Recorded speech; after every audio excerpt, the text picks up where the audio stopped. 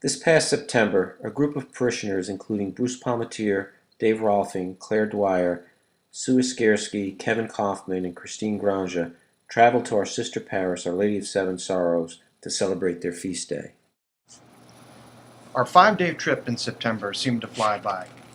On our first night in Haiti, we were joined at dinner at the mission house by the General Director of Scouts to Haiti, Nicolas Clairville, and Brunel Etienne, their International Director.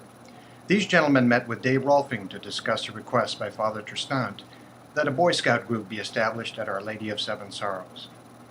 Dave acted as intermediary, and the result was an agreement to establish the Scout group, and importantly, to train adult Scout leaders.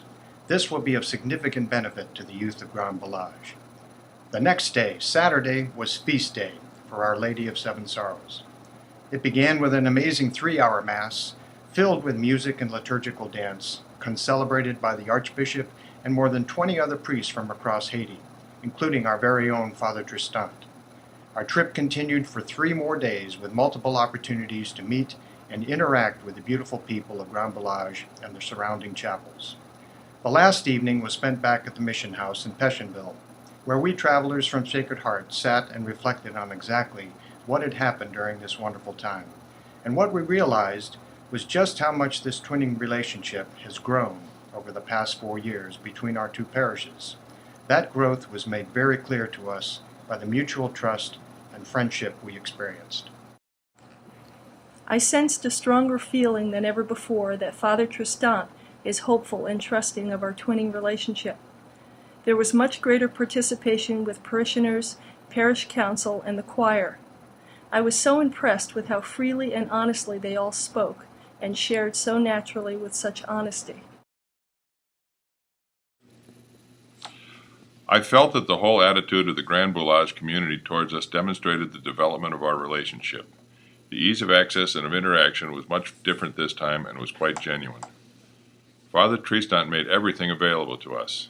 The village tour, the meeting with the parish council and the ministry leaders, the meeting with the chapel directors and with the faculty at the central school all showed this. We were able to see and learn a lot of important and necessary things, and that can only serve to strengthen our bond. We were taken on a very thorough walking tour of the village. We were shown the classrooms, the storage rooms for the books and supplies, and our meetings with the teachers and chapel directors really went into great depth and detail, with them not holding back any information. They were ready to share detailed information and shed light on how their educational system works. They were honest and candid with how they receive some state assistance as well as what they receive from other organizations such as We Care, and even revealed to us that there is a separate privately run secondary school held in Grand Village.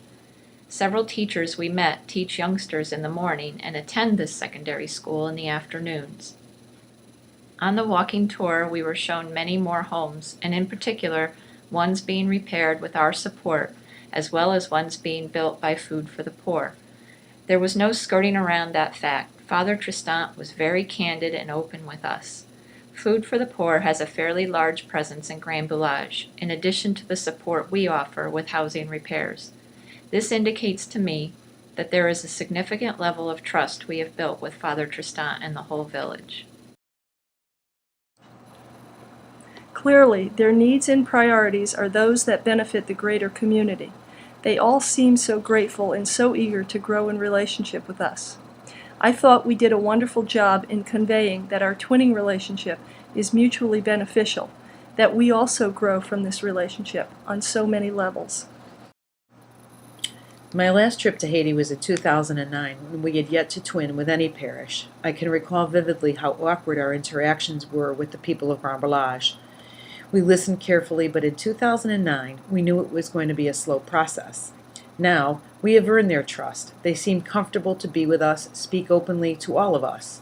We are no longer viewed as outsiders en blanc, which is derived from the French word blanc, or white, the term used for any stranger, regardless of race. I was so amazed at how the youthful choir communicated with Kevin on Sunday evening. The questions he posed to them created a wonderful atmosphere of open exchange. They kept their own questions coming as well, and certainly there was no reservation on their part to be open. They laughed and kidded, and we had a wonderful time. We learned they didn't realize that their music, dance, and commitment to God were anything special. It was just a part of their culture.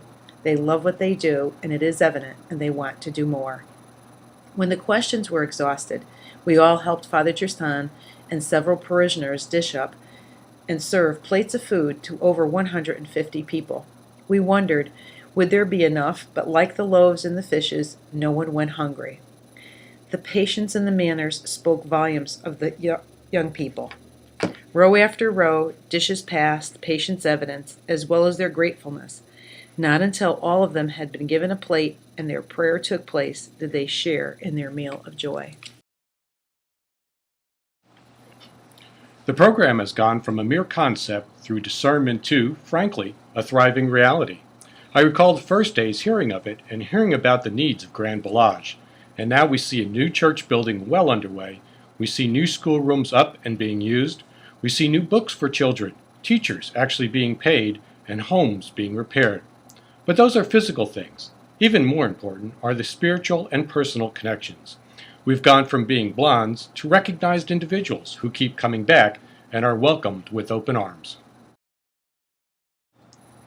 We have prayer partners who actively sought out their partners, who hugged and greeted each other, who had a real connection and were thrilled to find their partners, as if they were long-lost family members.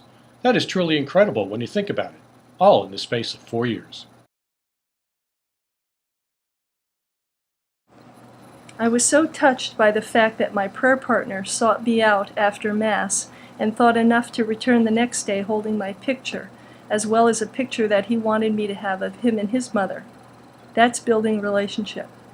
And the young woman holding up Pat O'Leary's picture the next morning on our walk through the village. That's building relationship. This one small gesture of prayer partners has deepened our relationship and one another's faith. The people there are so receptive to praying for us. I really sense that they feel like they are contributing to the relationship by being a prayer partner, and they truly are. It has also opened them up to us. They are much less shy and reserved than they have been in the past. It is the best way to break the ice with them.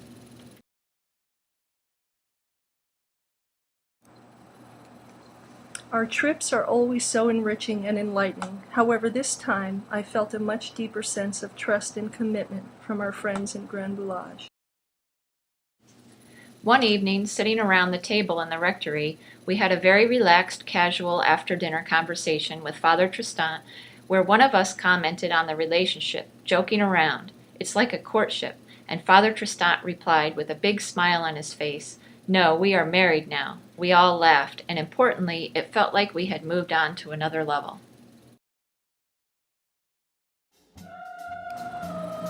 Every one of them has a story to tell, and each life is a gift, God-given.